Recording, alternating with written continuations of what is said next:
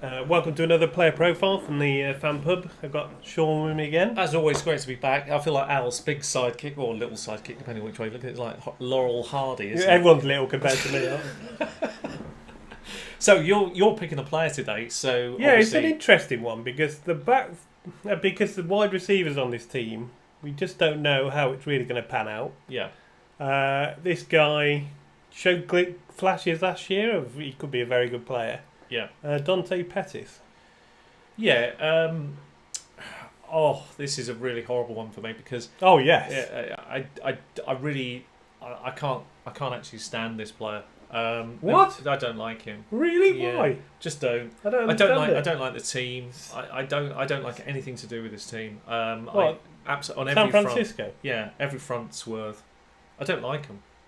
I mean, Why? here's Got Jimmy G back. Yeah, but that's the problem. I love it. Is there chemistry between him and Jimmy G? Do you feel like, is there great chemistry? There's not chemistry between Jimmy G and everyone at the moment. You love Jimmy G, don't you? No. No, okay. He's all right. Yeah. I think. But where's the chemistry? What's the team identity? What's the plan? They got 4 good running backs.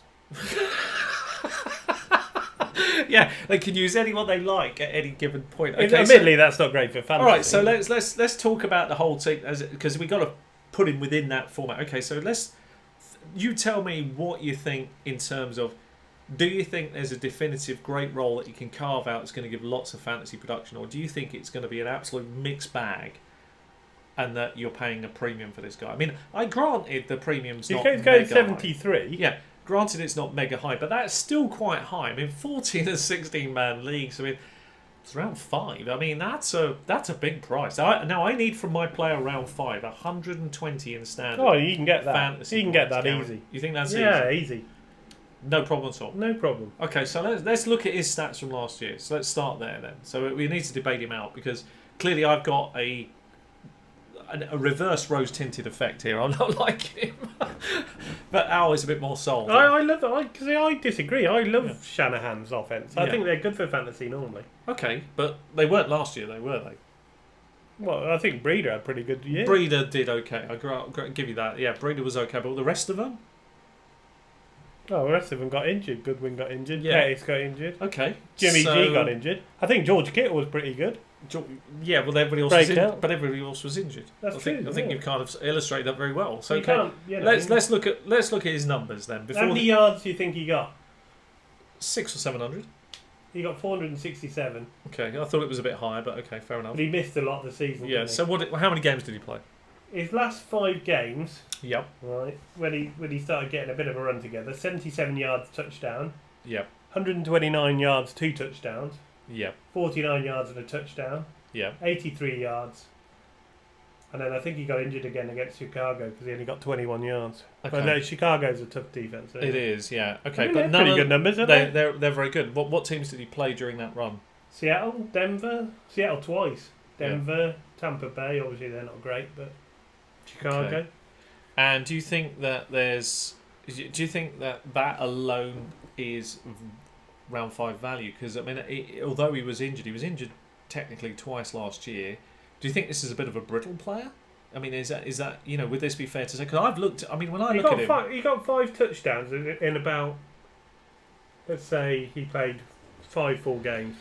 6 full games. It sounds so simple, doesn't it? I mean, if he played 16 games, then by that definition he gets 16 touches. This would be one of the great wide receivers of our time. I think we have to be really mindful that this is a short period of time. But that's the point. That's why it's hard to analyse players. I can't pay round 5 premium for a player that breaks down. I want players that deliver or go over. But I'm not sure in that offence right now that Dante Pettis is my answer to my 5th round conundrum. And my 5th round conundrum is always simple. I need to lock in a player that can give me at least 120 plus or do more than his numbers. This bloke could have 100 catches. I could say that about a lot of players, technically. No, you couldn't. Yeah, there is players out there I could say could have big time catches. What do you mean, who? This ADP. Well, there's lots. I mean, Larry Fitzgerald could have 100 catches. He's a lower ADP than this guy. Is he? Yeah. Well, what's Larry going? Oh, much lower down the list. I mean, there's other players that we've... I mean, look at the players after him. I mean... Let's look at some of the wide receivers. Jarvis Landry, below Dante Pettis? Yeah, but Pettis could be a wide receiver 1. Landry's got to play second fiddle to Beckham.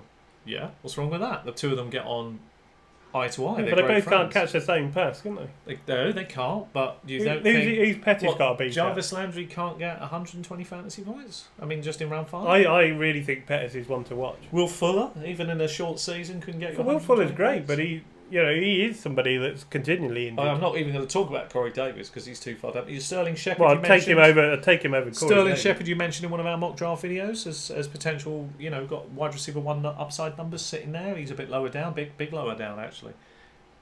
Well, I'd take both of them. There's some wide receivers around these numbers that Marvin Jones and take him 100% over him. Yeah, I don't disagree with you there, but because I don't think there's a lot of us. Evan Ingram, I'd take him over him. Yeah. Well, you're more of a fan than me. You're more sold than I am. But I'm just very concerned about that team in general and who are the players that come out of that pack. I mean, Nick Bosa added to that team. They're going to be sacking people all over the place.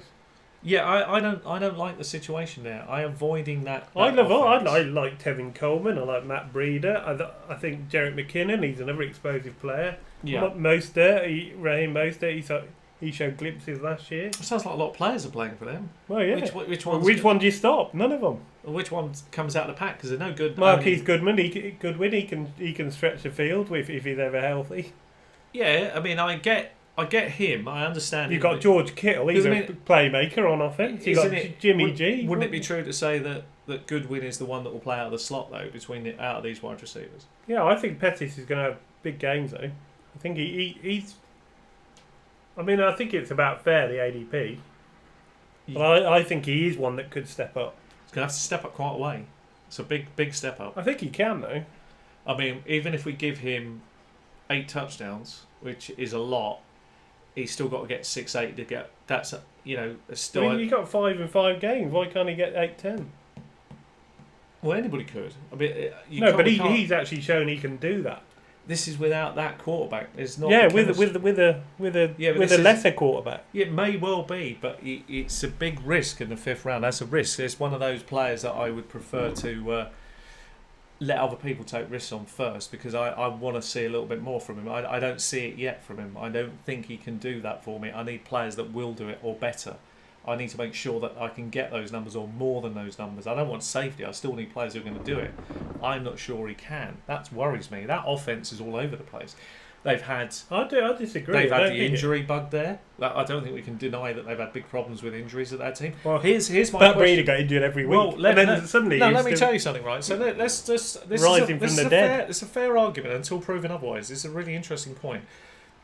I would argue, and this is just a personal opinion, that somewhere behind the scenes, not the players, I'm not blaming the players. Could it be the surface they play? I'm going to argue this point that the practice facilities and some of the not necessarily the big people, not the coach, not necessarily the coordinators and stuff, but more the individual coaches. The practices, some of these players have been pushed far too hard. And there's something going on behind the scenes where they're not being managed correctly. And I'm sorry to say that, but it's a fact. So if you look at the injury run, I mean, everybody, you don't think it's just down to pure bad luck?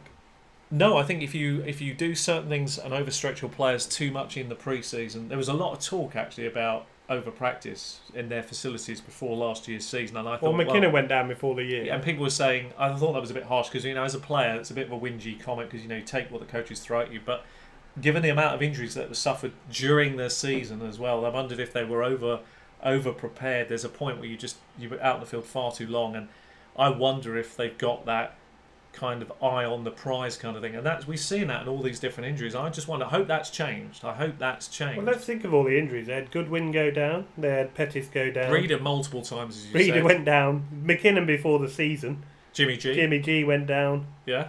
It's quite a bit. And a lot of these are offensive players as well. So, yes, there's bad luck, but this seems like we'll see if lightning strikes twice because it could be that there is an underlying issue here for these injuries. Now, I don't know exactly what that is, what the training facilities look like, but there could be an argument for a deeper look at this, particularly if you're a coach. It's interesting to see whether it is something going on or whether it's just pure bad luck. The chemistry between the quarterback and wide receivers is key for this to work. They haven't had that chance yet. I'm not saying that they can't. They've been talking about that, haven't they? I'm not saying they can't, and I'm not saying you're not right, that there's an upside, but you are paying for that premium. Like sometimes you pick a player and they've never done it, at their ADP. He is up 11, 80 from 84. Yeah, he's moving See, I'm up. more happy with him 84. Yeah, well, that's fine with me because that's another round back in our larger leagues. I mean, when you're going up comfortable. against Corey Davis, Royce Freeman, I'm happy with that. I'm okay there. But once you start moving forward to this point, and we haven't finished yet, the ADPs haven't stopped climbing, so I think he'll climb again. I think he could go up another few. And my worry then is you're talking about a player that creeps inside the top 64. Now that's a huge Oh problem. yeah, I'm talking about getting him there. Yeah. I'd take him over Marvin. Would you take him over Marvin Jones? I don't think I could. I don't think I can take Marvin Jones. I mean, I'd take a flyer on Pettis if that was the option. But there are other players I much prefer here in round 5. I really do. So I'm not so sold on him here. And until this, let's just say, problems subside a little bit, I'm kind of swerving a little bit around these guys. I don't like them. I'd be happy to take a shot on him around 80, I think. Look, in Dynasty, I'll take some shares. Okay, if I could get him at the right price. I haven't been able to get a price. I did try and get him. I couldn't get him. I couldn't get him in Dynasty. In Best Ball, I'm okay taking shares of him because there's an upside, and we've seen that with the touchdowns and some of the numbers you've illustrated. That's fine. Willing to shoot for the roof in the Best Ball leagues with him. Auction, I'll take some shares because I think you'll get him cheap enough. That's worth a shot. Redraft, I'm paying a pretty high premium. It's going to be difficult depending on league size. And at the moment, given everything we're seeing and the trend of the direction it's heading, it's a no for me. I can't go down that route. I suspect he will not deliver 120 in standard, and I bet you. And again, this is you key. better me, are you? Yeah, I guess what will happen is that you see every. I think if he plays 16 games, he'll get 120. Well, I think we should do a bet on this one. Yeah, go because on. we've got a split of opinion. I think we should. First of all, I'm going to make it absolutely crystal clear. I don't think he makes all 16 games, so I need to make you aware of that. I'm willing to give you his best 12 games. All right. And what's he going to get? I still don't believe, even in his best 12 games, that he can get above 120 fantasy points. He should be able to do that with 12 games under his belt, because that's not a lot to ask for.